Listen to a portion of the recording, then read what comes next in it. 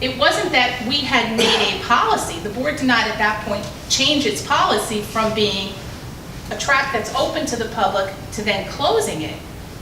There was never a policy that covered that at all, or a regulation in the school district. It's basically, we closed it when it became more valuable. The cinder track was less valuable. There was a use of the neighborhood, but not consistent. Because I used to walk there myself when I would take my kids to the middle school, drop them off in the morning, and sometimes I'd go to walk the track and the track was closed, the gate was locked. So it was not a consistent every single day that it was open to the public. It was sometimes not locked and sometimes locked. There was no conscious effort ever by this board to say we're closing the track or we're opening the track until the new track was put in. And for security reasons, the entire complex, football, Quonset hut with storage, snack stand, all of that was then locked in the new facility. So, and it's an insurance required, as is anything. Many buildings throughout our country are publicly owned, that the public owns. And we can't still just walk on them and play on them and do whatever we want just because they are funded by taxpayers. So it's unfortunate, but I did want to clarify that because it was asked twice from the public. It's closed and there are reasons for it. This was a shocking reason. We did not anticipate this. I also, Ms. Schoonmaker, I think, did a little investigation with the town of Dover on what they do, which their use is by use of facility application, except for their open times. Right.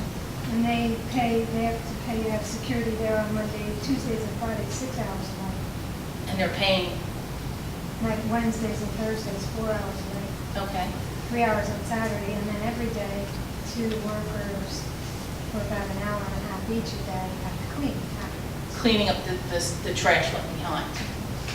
And Okay. how much is that costing the town? I didn't get a figure of what it was cleaning for hours. Someone brought it to my attention, which I was embarrassed that I was unaware of, that we do have a track in our country. We do, That's at Crescent open Field. and There's it's a open walking track with an exercise, a determine warm-up. how far you went. and Yes, the tenth of a and there's a mile. warm-up station and a stretching station at both of Well, I them. have already. I know. Someone pointed it out. And it's We're been doing years this group since on I've used Saturday it, morning. exactly. I thought it would be good. Yes.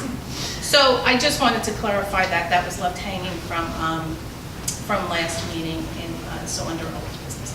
Under new business, we have our calendar. We've talked about the meeting for November 7th, but our next meeting is October 17th, starting again at 7:30 with executive session. And we do have a negotiations meeting at October 16th, starting at 6 p.m. for those on the committee.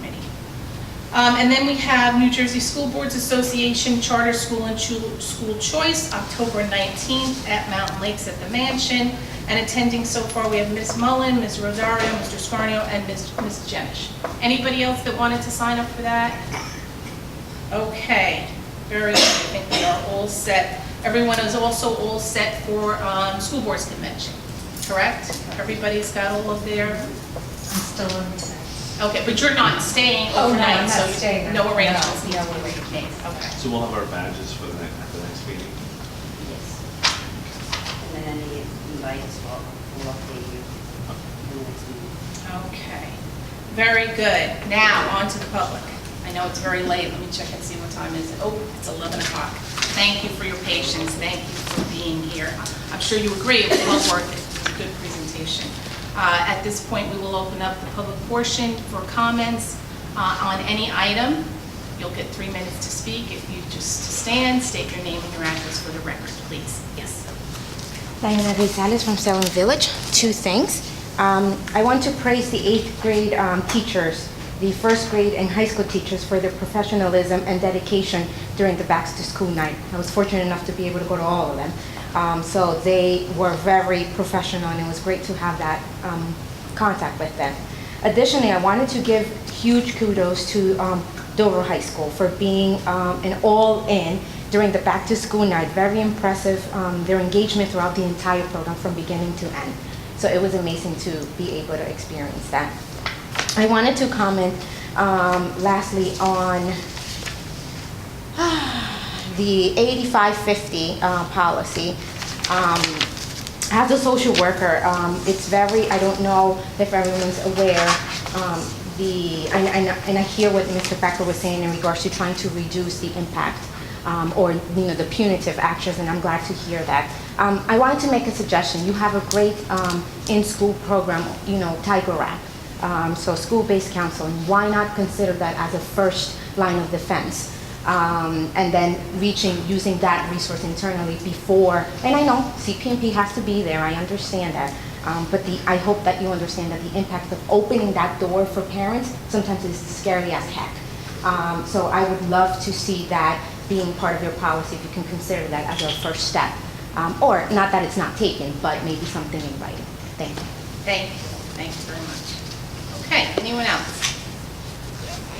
Yes. Monica Pelestis, 393 West Blackwell Street, Dover, New Jersey. Kudos to everyone. It's been a very long night. Thank you all so much. It was great to hear everyone discussing all the issues. I just had a quick question about Academy Street School and the push-in program that they're going to do. I know that can be a very effective program and can have students included that would otherwise be excluded in the resource room. My question is, did Academy Street School do away with the resource room completely and move all to push-in? No, we have a combination program. We have a resource room and as well as. And now you've got a push-in program. Okay, so that answers the question about that, because I was also wondering whether any of the other schools were going to do the push-in programs, because I know that in many instances for students with disabilities, having speech services or OT services pushed into the classroom is more beneficial than having them excluded. So I just wondered whether you were considering doing that in other schools. And I think I had one other question, I'm sorry. I wasn't even going to ask a question because it's so late, but let's see if I have it here. Oh, the Orton Gillingham. I know that it was stated that you were starting training for Orton Gillingham at the lower grade levels. I think it was like kindergarten 1. Is there a plan to? It went up in grade 12. It goes up to grade 12? Yeah. Okay, great. Thank you. Thank you We very had much. Presentation. 37 teachers this summer. We actually had a professional development for the teachers to take in all grade levels. And a lot of people are very excited, even those who just wanted to learn what it was. Thank you. Thank you very much. That's it. Anybody else from the public? Yes, Mr. Martinez. Carlos Matias, 42 Chestnut. I just wanted to thank the board members, present and past, that I know that they have been working on this type of strategies for success. And all the administrators here, I mean, it's phenomenal that you're doing this. This is something that I actually thought about years ago. Why wasn't there a tool implemented this way? I believe I had spoken to you, Mrs. Becker, at one point. You said you were working on something like that. Yeah, many So times. It's amazing that you guys are actually doing this now. It's actually come to fruition, and there's only great things that can happen from here. I wanted to thank all of you. Thank you for your comments. Anybody else? Okay, seeing nothing. Yes, seeing nothing else from the audience, I'm going to close the public comment. Yes, Mr. Knowles. This is my public option to speak, so here I go. 3 minutes. Go. My name is Hector Quinones. I'm from Stanhope, New Jersey. I don't really like the spotlight, but we'll hope that this message is shared. I'm a former Dover High School ESL student that exited to mainstream in 2 years at Dover High School. I graduated in 1996, becoming a part of the National Honor Society as the first Hispanic member in Dover High School.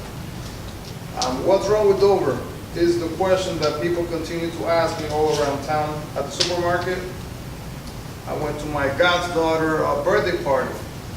Was asked that again. Went to a park, just random people. School functions. And I just always wonder, where's this information coming from? Do I feel unsafe when I come to work? No. Do I feel proud of this district? Yes.